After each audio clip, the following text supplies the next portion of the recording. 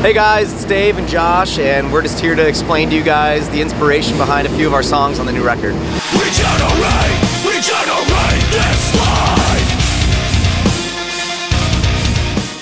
Regenerate's one of the first songs actually that I wrote lyrics to, and at the time I was just feeling like Americans and the world in general, as humans, we're just so against each other. I just feel like to really make a change in this world and to change the things we don't like, we need to come together. Instead of putting the person next to you down, pick them up and come together. It's just a call to action. It's a call for all of us to come together as one and make a positive change. If I start to fade, but without a trace, who will pray for me tomorrow?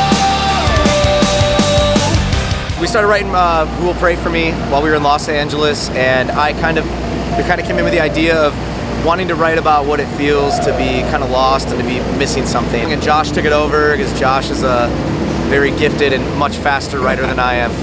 No, I mean, it was awesome. We sat down and talked about it together, which is something that we're not used to doing, something we haven't done before. And just, you know, that feeling of kind of hopelessness when you have those that are close to you kind of desert you and you feel like there's no one there. You feel like there's no one there, you know, tomorrow, the next day. What happened to the world I used to know? What happened to the world I used to know? So track 3 is The World I Used to Know, and that song is our throwback. We always have a song that kind of examines our past, and that song for us is just remembering that youthful spirit, that eagerness that we used to have to just go out there and play music and love doing it. We're gonna remember this moment, remember this moment, remember this moment. Tonight, I'm thinking it's time to burn it all down before the rest of our lives.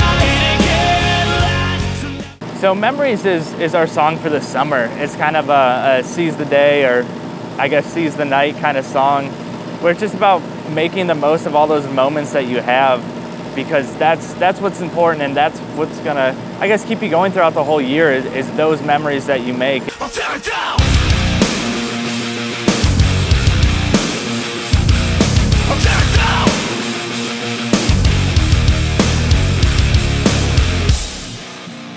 For Tear It Down, I wrote it about over-ambition and greed, especially in the music industry with different singers and different people that I've seen and the different ways that they act backstage in front of their fans, just completely inappropriate. And I was really inspired by the mythology story of Icarus, how he was made wings of wax and he flew too close to the sun, they burned, and he fell down to the ocean to his death. It's a classic tale of over-ambition and greed and what those two traits will eventually do to you and how they'll end you.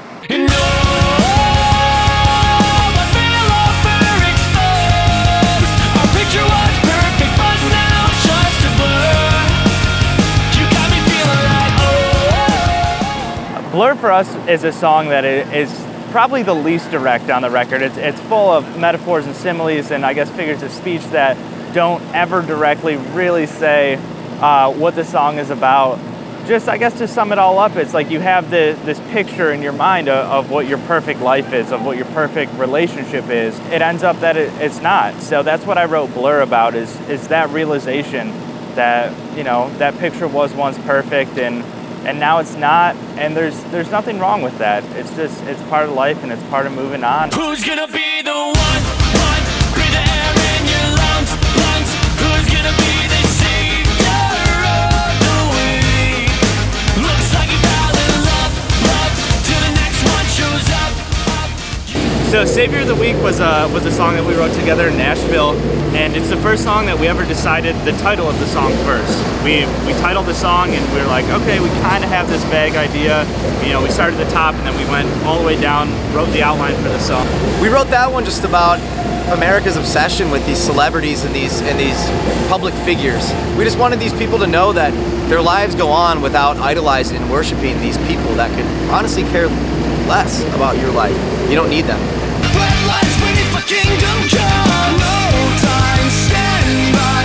Break the flat line. Wake up, give me a vital sign. White lights, but I won't say. Flatline for me when writing it and thinking about a topic just to start the song on was that one moment where you kind of realize that you're just drifting through life. There's nothing great, there's nothing bad, but you're just kind of floating along, and you know, you're alive, but you're not really living.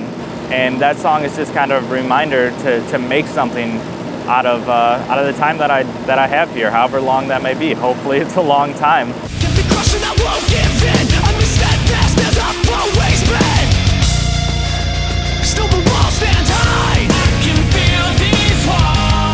I wrote Defiance because I like to view my band as being very defiant, not in a way that we like to break the rules or be rebellious, but more in the way that there are people out there that want to see us fail, that want to see us mess up, that want to see our band just crash and burn. And Defiance, I wrote it specifically about how steadfast my band is, how determined we are, and how we're not going to stop for any of that. We built our walls up high, we're not letting anybody in.